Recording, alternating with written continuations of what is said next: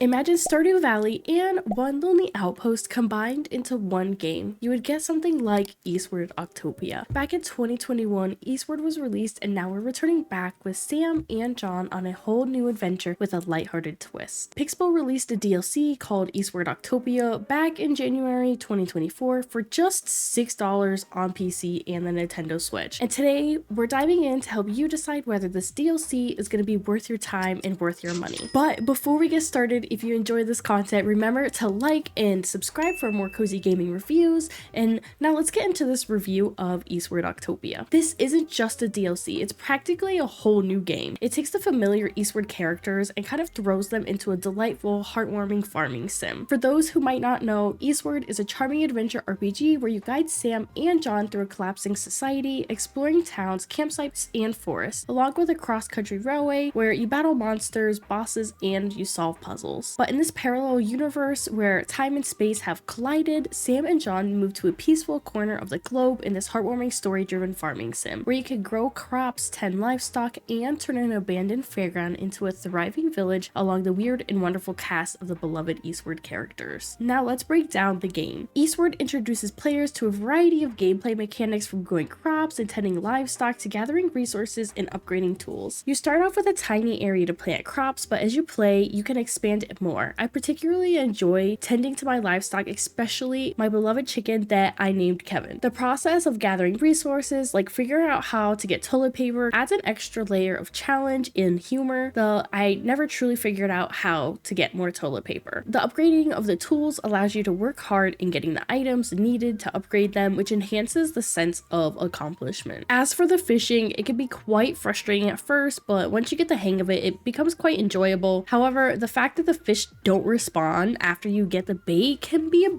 bit tedious. As for cooking, it adds another dimension into the gameplay as you strive to collect all the recipes. It's fun to experiment with the different dishes, although it would be nice to be able to cook the items in batches. I do feel like they could have added a little cool element that was more interactive with the cooking, but on the bright side, I loved being able to invite someone over to my place so I could cook them a meal at the end of the day, and it kind of adds to the charm of the game. While restoring the town adds to the overall experience, the characters don't have much depth here, and they often say the same things over and over, which can become quite repetitive. The daily routines of tending to your crops, animals, cooking, and playing the mine machine game can feel repetitive over time, diminishing the game's replayability. However, the progression system, like trying to collect all the crops and cook every item possible, provides to this sense of achievement. One thing that I still can't get over with the Eastward games is the soundtrack. It perfectly complements the gameplay with its upbeat and retro vibes. It's one of my favorites. The graphics and the art style is bright, fun, and it's unique. It stands out among other games in this genre. While your favorite characters get their happy ending, there's an actual story and context added into Eastward's lore, which enriches the overall experience, progressing through the game, collecting all the crops, and cooking every possible item to add to the sense of accomplishment. My overall ranking for Eastward Octopia would be a 7.5. It offers a wholesome and enjoyable farming adventure despite some minor shortcomings in its mechanics and repetitive gameplay. With its endearing characters, beautiful art style, and captivating soundtrack, it's a journey worth taking, even if it may not warrant multiple playthroughs. If you're a fan of farming sims with a touch of nostalgia, Eastward Octopia is definitely worth checking out. Let me know in the comments below if you're excited to explore Eastward Octopia, and until next time, so happy gaming!